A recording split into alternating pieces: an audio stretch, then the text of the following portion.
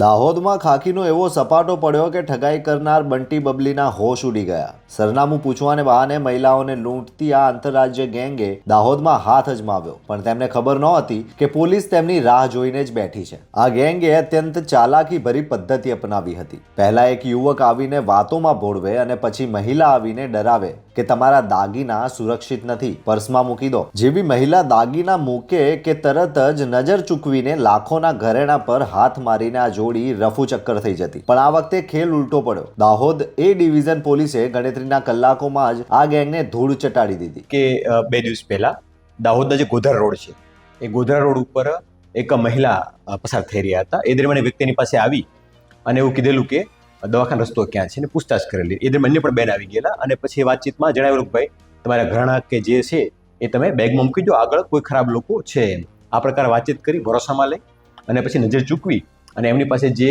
કાનમાં પહેરવાની બુટીઓ હતી, મંગળસૂત્ર હતું, ચાંદીની વસ્તુ, તમામ વસ્તુઓ છે કઢાવી અને એક થેલીમાં મુકાવી હતી અને પછી એ નજર ચૂકવી અને ભરોસામાં લઈ અને વસ્તુ લઈને નાસી ગયા હતા. આ બાબતે દાહોદ એ ડિવિઝન પોલીસને જાણ મળતા દાહોદ પોલીસ સ્ટેશનના પીઆઈ એમ કામળી અને એમની ટીમ દ્વારા અલગ અલગ ટીમો બનાવી હતી.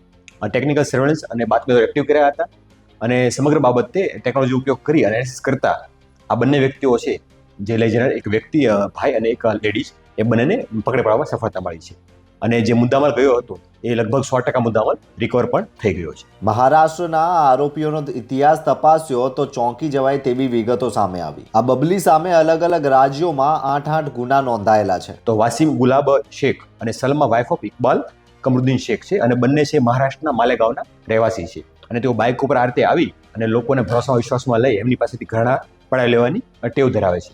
આજે સલમા છે એમના ઉપર ભૂતકાળમાં 8 જેટલા ગુના આ પ્રકારના નોંધાઈ ચૂક્યા છે, ઓન રેકોર્ડ ઉપર છે, જેમાં ભરૂચ, ગાંધીનગર, અમદાવાદ, રાજકોટ, અમરેલી, ભાવનગર, પોરબંદર વિવિધ શહેરોમાં આ પ્રકારની મોડસ ઓપરેન્ડીથી અગાઉ કામ કરી ચૂક્યા છે અને ત્યાં ગુનાઓ પણ નોંધાઈ ચૂકેલા છે. આ તમામ લોકોને લગભગ 24 કલાકની આસપાસના સમયમાં એ ડિવિઝન ટીમ દ્વારા પકડી પાડી અને 100% મુદ્દલ કરવામાં સફળતા મેળવેલી છે. પોલીસની ટીમે લૂંટાયેલા 100% દાગીના રિકવર કરીને ફરિયાદી મહિલાને ન્યાય અપાવ્યો છે. 2 દિવસના રિમાન્ડ પર છે આ ઠગ જોડી. હવે દાહોદ પોલીસે તેમની પાસેથી એવા રાજ ઉગલાવવાની તૈયારી કરી છે જે ગુજરાત બહારના અનેક ગુનાઓનો પર્દાફાશ કરશે. નાગરિકો સાવધાન રહો. અજાણ્યા પર ભરોસો કરશો તો આ બંટી બબલી જેવા જ હાલ થશે. જોતા રહો ગુજરાત વંદન. ધન્યવાદ.